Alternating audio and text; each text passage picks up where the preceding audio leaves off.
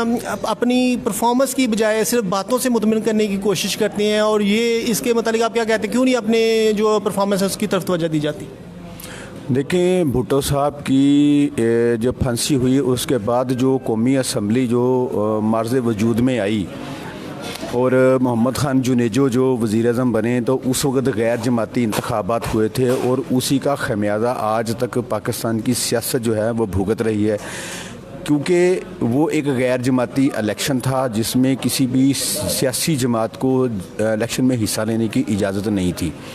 और उससे लेके जब बेनज़ीर भुट्टो साहबा जो है वो प्राइम मिनिस्टर बनी, तब तक एक ऐसी खेप आ चुकी थी कि मेंबरान असम्बली को लेजिस्लेशन जो है, जो कानून साजी करने की बजाय उनको धकेल दिया गया या उनका धारा जो है वो मोड़ दिया गया कि आपने गलियाँ नालियाँ बनवानी हैं, सड़कें बनवानी हैं, आपने डेवलपमेंट और तरक्याती काम करवाने हैं। जिसमें पैसा था उनको चार्म नज़र आया, उसमें चाशनी नज़र आई, उन्होंने अपने रवैये भी वैसे बना लिए। अब उसके बाद जो है वो जो नस्ल तैयार हुई वो ये समझती है कि सियासतदान जो हैं वो परफॉर्म नहीं कर पा रहे। भाई, अगर सियासतदान परफॉर्म करना चाहते भी हैं तो चंद ऐसे खुफिया हाथ हैं जो उनको परफॉर्म करने नहीं देते। सियासतदान कभी गलत नहीं होते, उनको लाने वाले गलत होते हैं। आपसे मेरा ये सवाल है कि ये आप कह रहे हैं कि उसका नाम क्या है, ये हमारा निज़ाम ऐसा है कि इसकी वजह से जो है ना सियासतदान परफॉर्म नहीं कर सकते और ये वो, मगर जबकि इस सियासत में इतना कॉम्प्लिकेटेड सिस्टम हो चुका हुआ है कि इसमें अमीर तबकात के अलावा आम बंदा तो सियासत में हिस्सा नहीं ले सकता। तो आप कैसे कह सकते हैं कि जो सियासतदान है वो हर एक को वेलकम करती है कि आएँ जी, आप आएँ और पार्टिसिपेट करें और मुल्क की खिदमत करें? मैंने आपको इससे पहले ये जवाब जो दिया था कि एक सिर्फ पाकिस्तान में एक इंतखाबात ऐसे हुए थे जो 1977 में हुए थे, जो भुट्टो साहब ने करवाए थे, जिसमें गरीब और साइकिल वाले को भी कौमी असम्बली और सूबाई असम्बली की टिकटें दी गई थी। उसके बाद जो असम्बली में जो ज़िया उल हक के दौर में जो एक असम्बली मार्ज़ वजूद में आई, उसमें जो टिकटें दी गई थी वो उसमें सारे के सारे लोग एक तो गैर सियासी थे, ऊपर से वो सनतकार थे, जागीरदार थे और फ्यूडल लॉर्ड थे या सरदार और नवाब, उन्हीं के फैमिली में से थे। सक्सेसरिज्म था, वलीज़म था, सारा उनको दिया गया। अब उसके बाद जो पनीरी लगी है अगर किसी जगह पे, तो वो सिर्फ बेनज़ीर भुट्टो जब असम्बली में 2 मरतबा आई तो उसमें थोड़ी सी उसमें क्रैक डालने की कोशिश की थी, मगर उनको नहीं चलने दिया गया। एक उनकी हुकूमत जो है वो 18 माह चली, एक उनकी 21 माह चली, बस। तो उनको चलने दिया गया। उसी की रंजश में बेनज़ीर भुट्टो साहबा ने भी मियां नवाज शरीफ की असम्बली नहीं चलने दी। तो लोगों को जो ये ख्याल करते हैं, जो एक्सपेक्ट करते हैं, जो वो ये तवक्को करते हैं कि कौमी असम्बली या मेंबरान असम्बली में नए चेहरे आने चाहिए, जैसा आपका सवाल है, और नए लोगों को आना चाहिए या गरीब लोगों को आना चाहिए, तो भाई वो गरीब लोग कैसे आएंगे जहाँ पे सियासी कल्चर जो है वो इतना बना दिया गया है कि कोई सियासी कल्चर के हवाले से। और इलेक्शन कमीशन का रोल ये है कि आप एक मेंबरान असम्बली से जब उसे हलफ लेते हैं कि और उसको ये कहते हैं कि वो सिर्फ एक इस पे अपने इलेक्शन पे वो सिर्फ इतने लाख रुपया खर्च करेगा, उतने में तो सिर्फ उसके जो पोस्टर जो होते हैं ना वो नहीं छपते। फिर उसके बाद ट्रांसपोर्टेशन है, फिर वोटों की ख़रीदारी है, फिर खाने हैं, फिर लोगों को इधर से उधर लेके जाना है, फिर इलेक्शन वाले दिन का खर्चा है, तो वो तो उससे कहीं ज़्यादा है। तो अता साहब ये तो सियासतदानों ने जो नज़रियात सियासत में इन हो चुके हुए हैं। PTI का मौक़िफ़ है कि ओपोजिशन चोर है, जबकि ओपोजिशन का ये मौक़िफ़ है कि PTI जो है ना वो नाहल पार्टी है या इसके जो रनिंग करने वाले हैं वो नाहल हैं। तो कौम कब तक इस चीज़ का खमियाजा भुगतेगी या कौम को कब तक बेवकूफ़ बनाया जा सकता है इन दो चीज़ों में फंसा के? अगर नेक्स्ट कोई गवर्नमेंट बनती है तो वो कहेगी ये नाहल थे, जब जैसा कि अब कहा जा रहा है कि वो चोर थे, तो कौम तो इसी चीज़ों में रहेगी ना, नाहल और चोर। तो इस तरह कौम को कब परफॉर्मेंस मिलेगी, कौम को कब रोटी मिलेगी, फंडामेंटल राइट मिलेंगे कि कौम तरक्की याफ्ता कौम में तो शामिल होना दूर की बात, वो अपनी बुनियादी ज़रूरत पूरी करते हुए अपनी ज़िंदगी की जो भाग दौड़ है उसको जारी रख सके? देखिए, पहली बात तो ये है कि ये सारी चीज़ें आप डिमांड कर रहे हैं जमहूरियत से। जमहूरियत जो है वो हमारे मुल्क में चली कितनी देर है? 22 से 23 माह जुल्फ़िकार अली भुट्टो के, उसके बाद जुनेजो साहब आए तो वो जितनी देर चल सके उनको मजूल कर दिया गया, वो भी असम्बली तोड़ दी गई। उसके बाद वो 5 साल पूरे नहीं कर सकी। फिर बेनज़ीर भुट्टो की असम्बली आई, उसको भी पूरा नहीं करने दिया गया। फिर मियां नवाज शरीफ की असम्बली, वो भी पूरा नहीं अपना वक्त कर सकी। फिर बेनज़ीर भुट्टो की आई, वो भी वक्त पूरा नहीं कर सकी। फिर मियां नवाज शरीफ की असम्बली आई, वो भी वक्त पूरा नहीं कर सकती। उसके बाद आर्मी का कू हो जाता है। 11 साल का जो है वो परवेज़ मुशर्रफ का दौर चलता है। अब इस 11 साल के दौर में आखिरी जो 2.5 साल थे उसमें पीपल्स पार्टी ने परफॉर्म करने की कोशिश की काफ लीग के साथ मिलके, जो काफ लीग का था। सर ये तो अब देखें ना, जरदारी साहब का दौर गया, नवाज शरीफ साहब का गया, अब ये इमरान खान साहब का दौर है, तो जमहूरियत तो कंटिन्यू चल रही है। जबकि वो इनके दौर में कहा जाता था जमहूरियत पटरी पे चलनी शुरू हो गई है, खुशहाली आना शुरू हो गई है। अब PTI आई है, कह रहा है, हमें कहा जा रहा है बुनियादें नहीं ठीक है, बुनियादें हम दोबारा से उसकी ठीक करी जा रही हैं। तो ये क्या चीज़, अब 12-14 साल करने वाले तो एक दिन में कर देते हैं। जब पाकिस्तान मार्च वजूद में आया था तो कायदे-ए-आज़म मोहम्मद अली जिन्ना ने जिस लगन के साथ, और उस वक्त तो पाकिस्तान के पास कुछ भी नहीं था और पाकिस्तान अपने पाँव से नए सिरे से खड़ा करना था। अब तो हर चीज़ मौजूद है पाकिस्तान में, फिर पाकिस्तान तरक्की की तरफ क्यों नहीं जाता? इनके लिए सालों क्यों दरकार हैं? क्या पाकिस्तान के सियासतदानों के पास कोई विजन नहीं है, कोई थिंक टैंक नहीं है जो इनको एक अच्छी डायरेक्शन दे सके और सालों का सफ़र जो है मिनटों में तय हो सके? मुझे एक बात की समझ नहीं लगती कि जब लोग अब पढ़े लिखे होना शुरू हो गए हैं, लोग स्कूलों कॉलेजों से बाहर आ गए हैं पढ़ लिख के, अभी भी सियासतदानों के उन नारों को हदीस या आयत का दर्जा दे के उसको कबूल क्यों कर लेते हैं? अगर वो नारा लगा देते हैं कि हम दूध और शहद की नहरें बहाएंगे, तो लोग उसको कबूल क्यों करते हैं? उसमें फ़ैसला क्यों नहीं करते? ये फ़ैसला लोगों के वोट डालने से लेके हुकूमत शादी होने तक का होता है। लोग पहले तो वोट डाल देते हैं, 1000 रुपया लेके, 2-2 हज़ार रुपया लेके, 3-3 हज़ार रुपया लेके वोट डाल के चले जाते हैं और बाद में कहते हैं कि हुक्मरान हमारे लिए फ़ंडामेंटल राइट देंगे, रोटी कपड़ा मकान का बंदोबस्त करके देंगे, हमें छत फराहम करके देंगे, हमें बुनियादी इंसानी हकूक़ फराहम करके देंगे, नौकरियाँ देंगे, दूध शहद की नहरें बहा देंगे। वो कहाँ से बहा देंगे? आप रहते तरक्की पजीर मुल्कों में और ख्यालात आपके अमेरिका से। चले ताज साहब, अब नए दौर की तरफ चलते हैं। आप देखें लॉकडाउन चल रहा है, सियासतदानों की तू तकरार अब चल रही है कि पीपल्स पार्टी और उसका नाम क्या है, PTI में तू तकरार चली, और लॉकडाउन की पहले तो मुखालफत की सिंध हुकूमत ने, अब सिंध हुकूमत भी कारोबार वगैरह दूसरी चीज़ें खोलने जा रही है। उसको भी पता चल गया कि लॉकडाउन जो है वो कंसिस्टेंटली हम मेंटेन नहीं कर सकते, क्योंकि लोग जो है ना को हम जो है ना इनको इक्वल बुनियादी सहूलियात जो हैं वो अपने जो चंद पैसे देने से पूरी नहीं होती, लिहाजा इनको कारोबार करने देते हैं। तो प्राइम मिनिस्टर पाकिस्तान भी चाह रहे हैं कि थोड़ी नरमी दी जाए। इवन ट्रंप जो है, वो जो अमेरिका का सदर है, वो भी कह रहा है कि अपनी सतह पे जो उनके जो है मेयर, उनको इजाज़त दी जा रही है कि वो अपनी मर्ज़ी से चलाएं। गवर्नर जो है मुल्क को अगर लॉकडाउन ईजी करके काम चल सकता है, हालांकि उधर इतनी मौत हो रही हैं। तो क्या आपकी मतलब क्या कहते हैं? देखें, हम लॉकडाउन का सहारा या उसका जो खसारा है वो हम बर्दाश्त नहीं कर सकते थे, ये हमें पहले भी पता था। बात यहाँ पे PTI की या मुस्लिम लीग नून की या पीपल्स पार्टी की हुकूमत होने की नहीं है। यहाँ पे ये है कि हमारे पास अपने रिसोर्सेस थे कितने, हम उनको इस्तेमाल कितना कर सकते थे। फिर आपकी सरहदें बंद हो गई, कारखाने बंद हो गए, जो यहाँ से कमाना था वो बाहर नहीं जा सकता था, जो बाहर से होना था वो यहाँ आ नहीं सकता था। ऊपर से ये आफत आ गई या किसी की साजिश है। इसमें इस तो सिर्फ पाकिस्तान नहीं रहा, पूरा सब कॉन्टिनेंट पीस रहा है, जनूबी एशिया पीस रहा है, एशिया पूरा पीस रहा है। जितने बड़े आज़म है। लॉकडाउन के मतलब आप क्या कहते हैं, इजी होना चाहिए कि नहीं होना चाहिए? नहीं, लॉकडाउन इजी, आप अमवात जो हैं वो इतनी हो रही हैं, तो मैं उसको कैसे कह दूँ आपको? अगर आपकी ये ख्वाहिश है कि मैं ये कहूँ, मैं भी उसमें पिस रहा हूँ, मगर जब अमवात हो रहे हैं, जब शहरी मरने के करीब पहुँच रहे हैं, वहाँ पर अस्पतालों में निज़ाम अगर ठीक नहीं है, वो तो अमेरिका में भी नहीं ठीक है, वो कहीं भी। देखें, उसको करना चाहिए, लॉकडाउन को थोड़ा सा लूज़ कर दें, मगर लॉकडाउन अभी जारी है। सारे ये देखें, अगर लॉकडाउन कर दिया जाएगा तो लोगों को रोज़गार नहीं होगा, तो लोग तो वैसे मर जाएंगे। बात तो आपकी ठीक है, लोग ये तो जंग का ही सिस्टम हो गया, तो कोई सिस्टम कुछ भी नहीं है और लोग घरों में मुकीद हैं, और क्या करेंगे फिर? खाने को कुछ नहीं होगा। ये गवर्नमेंट तो जो कह रही है पैसे दिए जा रहे हैं, अभी इनमें भी चपलीच थी कि सिंध हुकूमत खा गई, लोग वो कह रहे हैं ये वफाकी हुकूमत खा गई, 26 रुपये या 29 रुपये ये कहते हैं तकसीम कर दिया, सिंध हुकूमत ने 10 अरब तकसीम कर दिया। वही सिंध का मराज शाह था, वो हाथ जोड़ के कह रहा था इस पर सियासत ना कीजिए। क्या उसने वाकई पैसे खाए जो उसको जैसे अपनी कह रहा था कि कहीं ये ना हो जाए, या क्या हिसाब किताब है इसके? मतलब क्या कहते हैं, ये तो अभी जो है ये तो ना होने के बराबर नजर आ रहा है। ये जो जितनी भी फंडिंग हो रही है वो आम बात दस्तूर भूखी है, तो इस तरह तो लॉकडाउन तो काबिल कमल नहीं हो सकता ना। बात तो ये आपकी ठीक है। अब एक सवाल में आपने कम से कम 10 से 15 सवाल किए हैं। मुझे ये नहीं समझ लग रही कि मैं अब आपके कौन से सवाल का जवाब दूं। आप सिंध हुकूमत की बात कर रहे हैं तो उसकी परफॉर्मेंस बिल्कुल ठीक रही है। जहां तक इमरान खान की बात है, उसने लॉकडाउन करवाया, आलमी प्रेशर पे किया, अपने अंदरूनी मामलात को सियासत को देखते हुए किया, वो भी बिल्कुल ठीक फैसला किया उसने।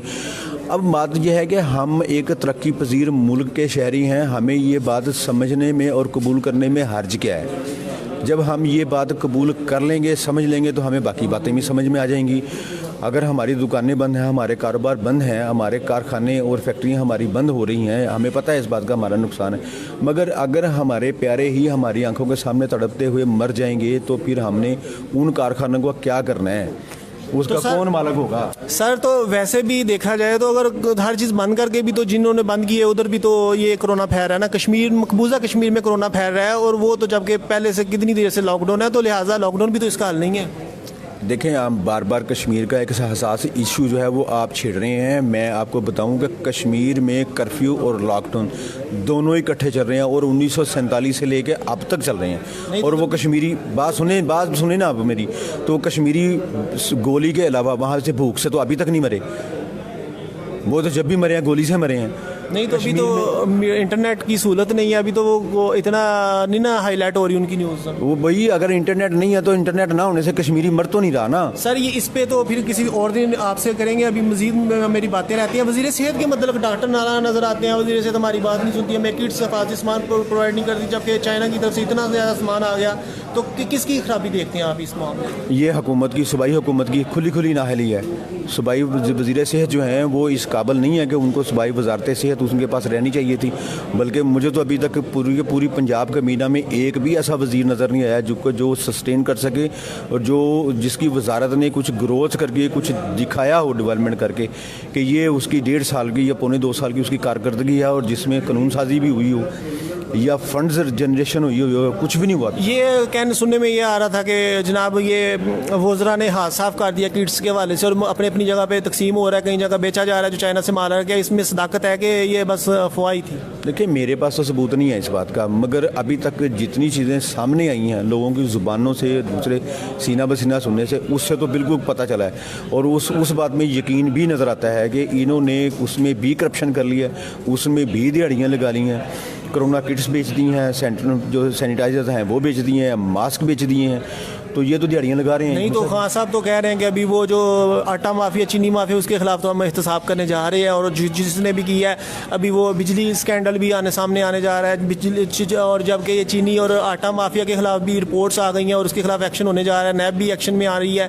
तो इस तरह अगर इस हवाले से भी किसी ने किया होगा तो वो भी तो पकड़ में आ सकते हैं। अगर खान साहब ये बात कह रहे हैं तो मैं उनकी इस बात को पहले मानूं, या जो विकीलीक्स में खान साहब के अपने 61 अकाउंट्स जो आ रहे हैं, जो इन्होंने अपने इलेक्शन कमीशन से जो अपना केस रुकवाया हुआ है, जिससे उनकी पूरी की पूरी जमात ही उड़ती है, वो रुकवाया हुआ है। कौन सी बात को मैं तस्लीम करूं? ये चीनी आटे बहरान में जो, अच्छा, इसमें अभी तक किसी को समझ नहीं आ रही, चीनी के बहरान में जो लफ्ज़ सब्सिडी इस्तेमाल किया गया है वो तो दीनी हुकूमत ने रिबेट दी है 300 अरब रुपए की।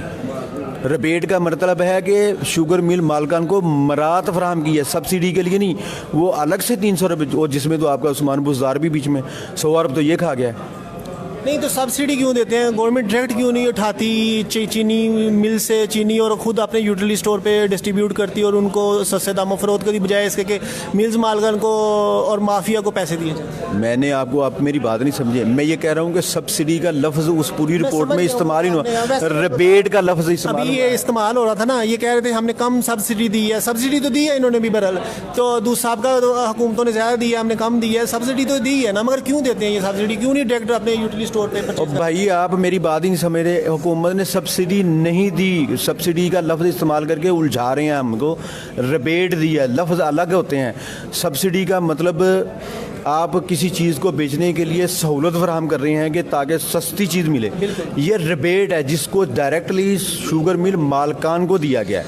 ओके, ये रिबेट दी गई है 300 अरब रुपए से ज़्यादा का रिबेट खा गए हैं वो आर्डर लोग। से कोई तल्लुक ही नहीं है। जिस नहीं उसका आर्डर से तल्लक है भाई, इनको रिबेट किस खाते में दी गई है? हाँ, ये पहले तो चीनी आपने बनाई, फिर चीनी दुबई के गोदामों में भर ली, बाद में वहाँ से एक्सपोर्ट कर ली, ये रिबेट मिली है उनको। डॉक्टरों की और रिबेट मिली है। वोकला की लड़ाई हो गई, तो इस मामले को टैकल करने में किसी ने संजीदगी नहीं दिखाई। एक महीना तक ये इशू चलता रहा और किसी ने इसको मामले को पहले से टैकल नहीं किया, जिसकी वजह से लड़ाई इस नहज पर पहुंच गई। किसका कसूर जानते हैं? हुकूमत का नहीं, हुकूमत में किसका? सूबाई वज़ीर कानून का, वज़ीर आला पंजाब का, इनका कसूर है। इनको चाहिए था कि वो वकला के साथ और डॉक्टरों के साथ वो मुज़ाकरत करते और जो नीचे शोले या चिंगारियाँ उभर रही थी उन पर पानी डालते। इन्होंने नहीं किया। शहबाज शरीफ साहब जो हैं वो, उसका नाम क्या, जब इधर पाकिस्तान में थे और जब वो मतजाद बयान देते थे नून लीग के हवाले से, तो हुकूमत कहती थी या हुकूमत के नुमाइंदे कहते थे शहबाज शरीफ सही डायरेक्शन में जा रहा है। अब शहबाज शरीफ कोरोना के बाद वापस आए हैं, तो उसका नाम क्या, लोगों में कह रहे हैं कि हुकूमत मेरी बात नहीं सुनी और ये वो। अब वही शहबाज शरीफ के मतलब क्रिटिसाइज़ करती नज़र आती है हुकूमत। तो इसके मतलब क्या कहते हैं कि ये क्या हिसाब किताब है? इसमें हिसाब किताब वाली तो सीधी सी बात नज़र आ रही है कि शहबाज शरीफ या मुस्लिम लीग नून हल्की सी अपोजिशन का किरदार अदा कर रहे हैं, जिसको फ्रेंडली अपोजिशन कहते हैं। वो हुकूमत को ना टफ़ टाइम देने के लिए तैयार हैं, ना वो टफ़ टाइम दे रहे हैं। बात ये भी नहीं है कि उनके मेंबरान असम्बली को या सेनेटर्स को या उनके अहदेदारान को पकड़ के हुकूमत नैब या FIA के ज़रिए उनको पकड़ के उन पे केस डाल रही है, उनको अंदर डाल रही है, करप्शन केस लगा रही है। ये सिर्फ़ और सिर्फ ये जानबूझ के सिर्फ कि उनको पता है कि अगर हमने अपोजिशन की तो ये गिरती हुई दीवार जो हुकूमत के वो हम पे गिरेगी और हमें इस दीवार को सहारा दे के खुद नई सिरे से तमीर करना पड़ेगा। तो इस तरह से शहीद कौन होगा? हुकूमती जमात। तो हुकूमत तो इनको अपोजिशन की बातों को संजीदा नहीं लेती और ये कहते हैं हमारा मशवरा सुन लो, हमारा मशवरा सुन लो। ये खुद ही अपने आप को डिग्रेड क्यों करते हैं? हुकूमत खुद ही संजीदा नहीं है, ना वो सियासत शुरू से दिन से संजीदा कर रही है। आपके वज़ीर-ए-आज़म कंटेनर से नीचे नहीं आ रहे, आपके वज़रा जो हैं वो कंटेनर के नीचे सामने खड़े हुए नारेबाजी जैसे करने वाले माहौल में वो वैसे खड़े हैं।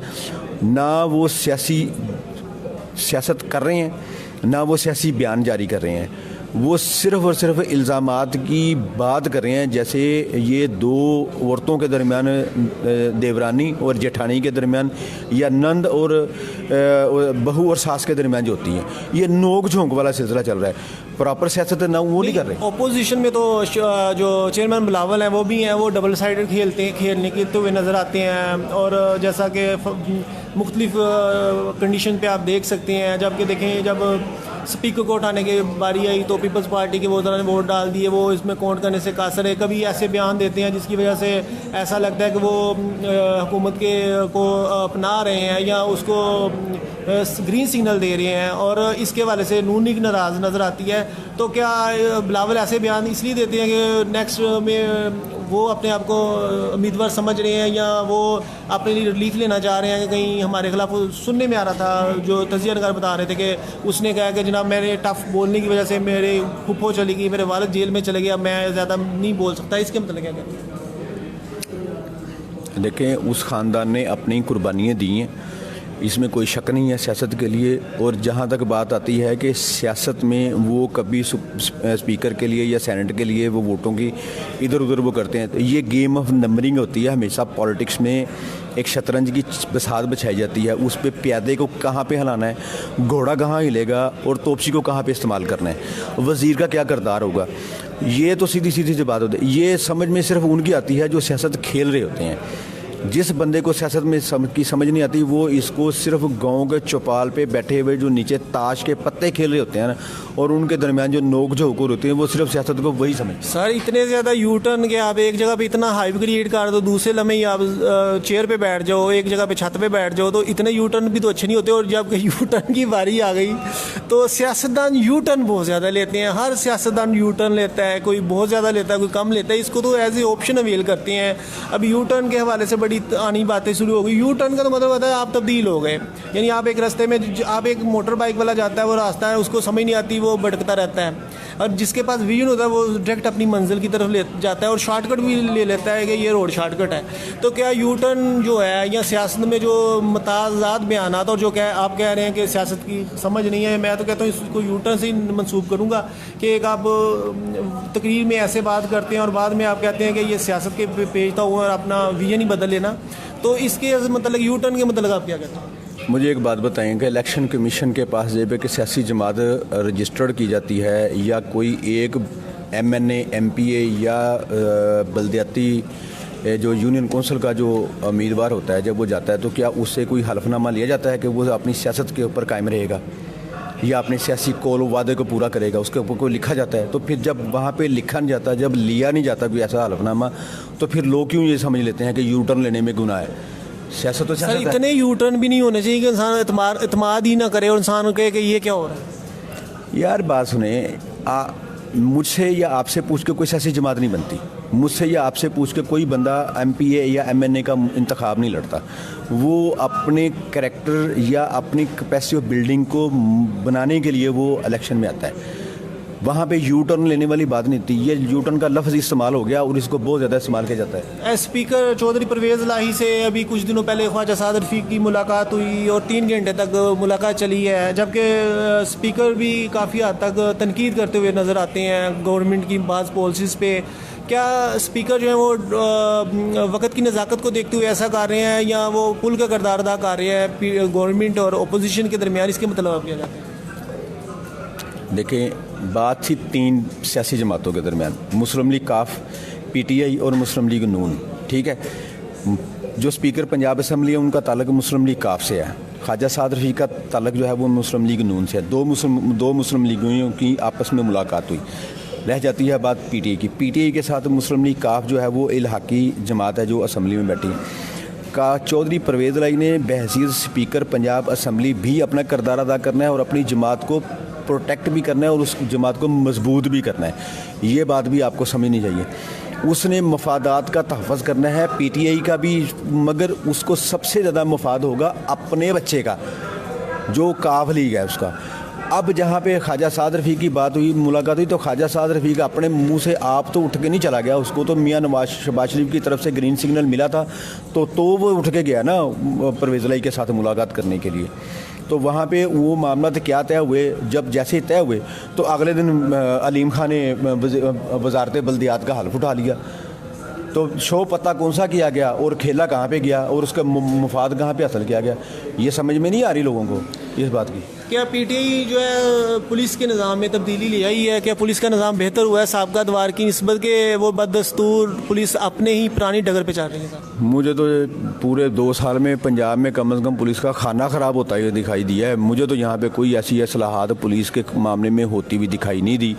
जिस कदर ज़्यादा क्राइम रेट अब बढ़ा है, इतना तो मेरा ख्याल है शायद बेनज़ीर भुट्टो का जो पहला जो दौर गया था उसमें भी नहीं था। गुलाम हैदर वाई जब वज़ीर आला था तब नहीं हुआ था, जब मियाँ मंजूर भुट्टो था वज़ीर आला तब नहीं हुआ, जब आरिफ नकवी वज़ीर आला था तब नहीं हुआ, ये तनाब हो गया। सर ये देखें आप, अदलिया भी तो उसी वक्त हक़ाइक़ पे मबनी फ़ैसले करेगी जब उसको सच्चे गवाह मिलेंगे। तो जब ताकतवर शख्सियात को कानून की पकड़ नहीं होगी और वो जो है ताकतवर शख्सियात के सामने बेबस नजर आएगी या रिश्वत पुलिस लेगी, तो ऐसे में कोई डरता हुआ गवाही भी नहीं देगा। तो अदालतों का इंसाफ तो उसी वक्त ख़त्म हो जाता है जब पुलिस ठीक नहीं होगी। तो आप पुलिस को ठीक करने के वाले से क्या तजवीज़ दे सकते हैं या क्या कहते हैं? जब आपका जो सूबाई वज़ीर कानून होंगे, चाहे वो मुस्लिम लीग नून से है, चाहे वो पीपल पार्टी चाहे वो काफ लीग से है, चाहे वो PTI से, जब वही करप्ट आएगा तो कौन उनको ठीक करेगा?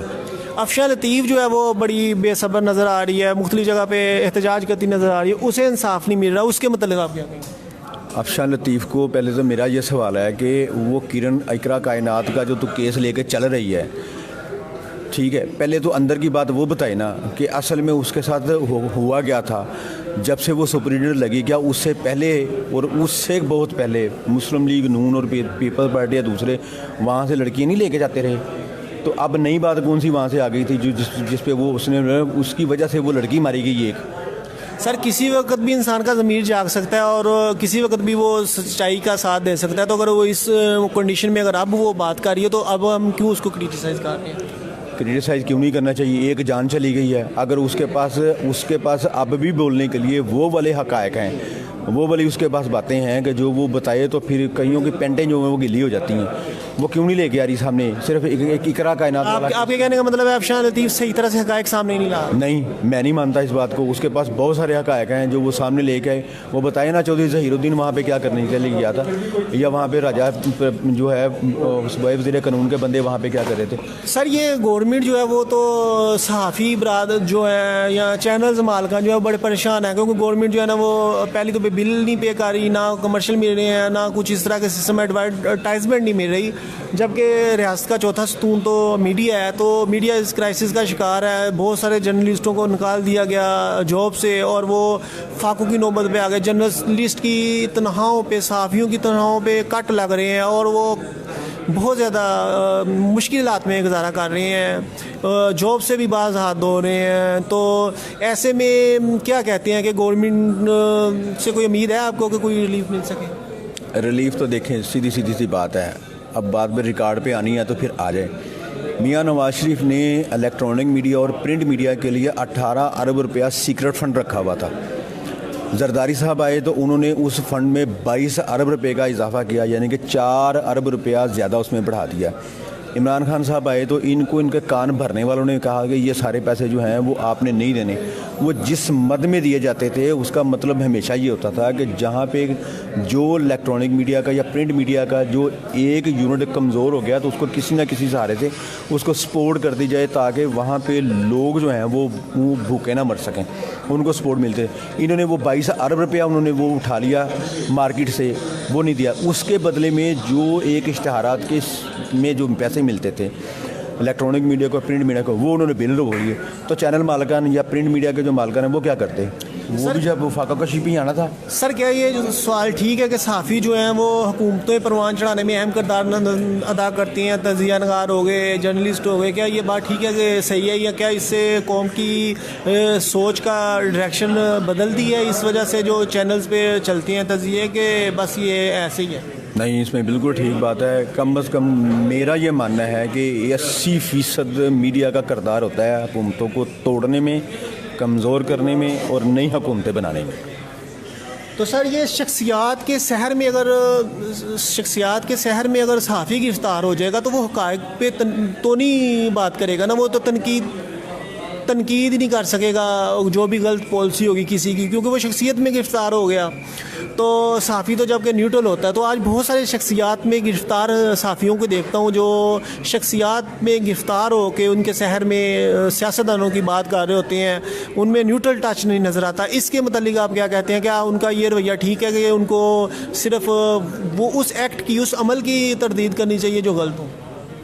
पहले नंबर पे तो जो लोग जर्नलिस्ट पे तनकीद करते हैं उनको पहले जर्नलिस्ट की तारीफ़ का पता होना चाहिए कि जर्नलिस्ट होता कौन है।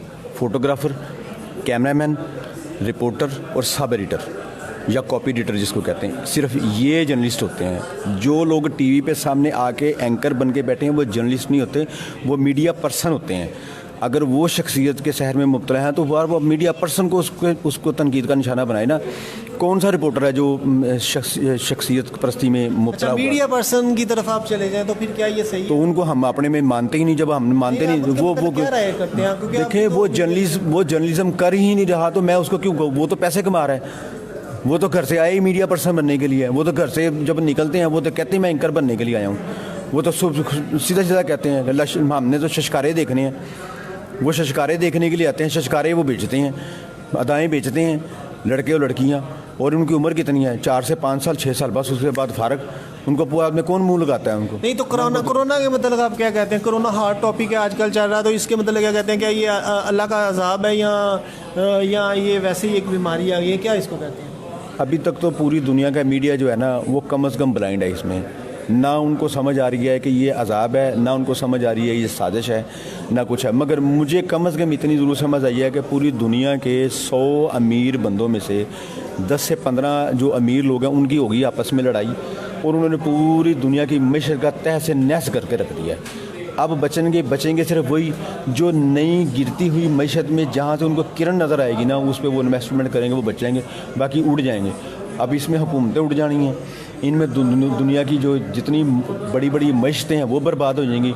नए मुल्क जो है वो अमीर अमारत की तरफ जाएंगे।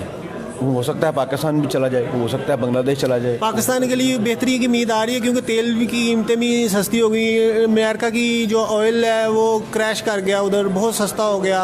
कि इवन बता रहे हैं कि मिनरल वाटर जो जितनी बोतल हम ख़रीदते हैं उससे भी सस्ता हो चुका हुआ है, या उस जितनी प्राइस हो चुकी हुई है। तो ऐसी कंडीशंस में पाकिस्तान के लिए कोई बेहतरी की उम्मीद पैदा हो रही है? पाकिस्तान क्राइसिस से निकल सकता है क्योंकि कर्ज़े भी पाकिस्तान के 1 साल के लिए मुलविन कर दिए गए हैं। तो क्या कहते हैं आप? देखें, बात सुने, पेट्रोल की आलमी मंडी में कीमत का जो तयन या जो लगाया जा रहा है, जिसका फ़ायदा और नुकसान जो है ना, वो सिर्फ यूरोप और अमेरिका को देख के लगाया जा रहा है। सऊदी अरब को कोई नुकसान नहीं हो रहा, अरब पूरे ममालिक को तेल की कीमतें गिरने या ना गिरने से उनको कोई नुकसान नहीं हो रहा। रशिया के तेल की कीमतों को कोई नुकसान नहीं, वो सस्टेन की हुई हैं। मेरी बात को पूरी होने दें आप। ओके ठीक है। इसी तरह अगर जितना तेल पाकिस्तान से निकल रहा है, इनको भी कोई नुकसान नहीं, नुकसान उनको हो रहा है। मैंने क्या कहा पहले आपको कि नई मईशत बनेगी और पुरानी मईशतें टूटती हुई दिखाई दे रही हैं। मुझे तो कम अज़ कम नई चीज़ें सामने आएंगी, नई इमारतें बनेंगी। बस दुनिया बहुत तेज़ी के साथ तब्दील हो रही है, दुनिया के लाइफस्टाइल तब्दील कर दी है कोरोना ने। लोग जो हैं वो बहुत ज़्यादा अपनी वो बेसिक जो पुरानी ज़िंदगियां थी, जहाँ जो आज से 20 साल पहले जैसे लोग ज़िंदगी गुजारते थे, उसकी तरफ लौट रही है। तो काफ़ी तब्दीली आती हुई नज़र आ रही है। तो क्या कहते हैं कि ये चीज़ बेहतर है? इंसान अपनी ज़िंदगी से बर्डन तो ख़त्म हो गया जो एक इंसान ने बेजा अपने ज़हन में डाले हुए थे। नींद पूरी हो रही है, फैमिलीज़ को टाइम दिया जा रहा है, बेजा मशागल जो थे वो ख़त्म हो गए। आप बाकी बातें छोड़ें, 1 माह के लॉकडाउन के बाद आपको नए कारोबार होते हुए दिखाई देंगे। जो लोग अपने घरों में बंद हैं ना, उनको नए आइडिया उन्होंने सोच लिए। अगर 1000 बंदे के दिमाग में आइडिया आया ना, तो कम से कम 100 बंदे मिल के आपस में पार्टनरशिप पे करें। कैसे इन नए कारोबार की एक नई चीज़ें आपको नज़र आएंगी। ये मुझे इस बात की एक किरण जो है ना, वो दिखाई दे रही है। वो तो लामा साहब का मुझे शेर याद आ गया, पुरानी सियासत गिरी ख्वार है, ज़मी मीरो सुल्तान से बेजार है। तो अब देखा जाए तो कोरोना की लपेट में जितने ममालिक आए हैं, जो मजालम करने वाले थे, इत्तेहादी जो बनने वाले थे, उनकी ज़्यादा मौत हो रही है। मैं नहीं कहता कि हमें खुशी हो रही है, मैं वैसे बता रहा हूँ। जो इंसानी का कत्ल करते हुए खुशी महसूस करते थे, वो उधर ही ज़्यादा मौत हो रही हैं। तो आपके ख्याल में क्या ये अल्लाह की तरफ से नहीं इनको कुछ सबक मिल रहा? दुनिया में तो सारे मजहबों के अकीदे टूट गए हैं। यहूदियों का अकीदा टूट गया है, ईसाइयों का अकीदा टूट गया है, मुसलमान जो हैं वो उनके अकीदे में क्रैक आ गए हैं। इस कोरोना ने ना तो पीर बचा सका है, ना मुल्ला बचा सका है, ना पंडित ने बचाया है, ना आपके जो जिसको गॉड वो क्या कहते हैं, उसको फादर कहते हैं, ब्रदर कहते हैं, नन ना वो बचा सकें, ना प्रोहत बचा सकें, कोई बचा नहीं सका। सर, जब मुसलमान जो है हक़ की सदा बुलंद करना छोड़ देंगे, जुल्म को नहीं रोकेंगे, तो फिर ज़ाहिर है उन्होंने भी तो इस चीज़ को फेस करना है। तो जो जालिम करते थे वो भी पकड़ में आ गए। तो कहते हैं कोरोना जो है चाइना से फूटा, इधर जो चमगादड़ें खाई जाती थी, कुत्ते बिल्ले चूहे खाए जाते हैं, क्या इन्हीं वजह से फैला है या क्या वजह? ये सारी क्यास रही हैं कि चमगादड़ से फैला, कुत्ते से फैला, सूअर से फैला, और वो दूसरे इधर उधर के जानवरों की बातें करें। बात यह है कि ये लग यही रहा है कि ये सिर्फ बायोलॉजिकल लड़ाई है। ये अभी तक जो ये समझ में आ रही है, अगर आफत होती ना, तो अब तक जितने लोग लपेट में आए हैं ना, अल्लाह माफ़ी दे, तो बस पता नहीं कितने लोगों की मौत हो जानी थी।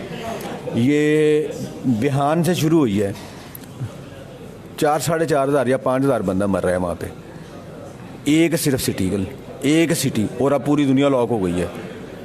उन्होंने पूरी दुनिया ने उसको लॉक किया था, वो एक सिटी वो खुल गया, वहाँ पे कारोबार चल पड़े।